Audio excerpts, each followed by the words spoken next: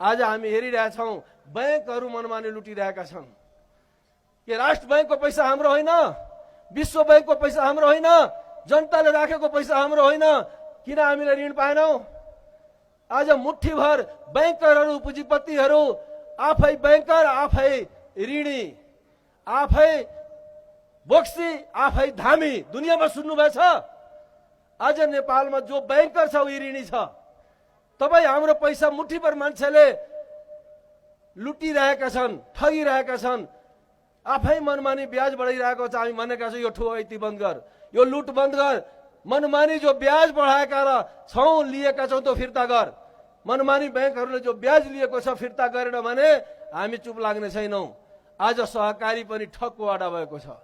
लघु वित्तहरू ठगका आडा भएका छन्। तिनी ठग्ने, जनतालाई रुवाउने जो काम भइरहेछ ती ठगलाई कारवाही भएन, पीडितले न्याय पाएन भने हामी चुप लाग्दैनौँ भन्ने भन्न चाहन्छौँ।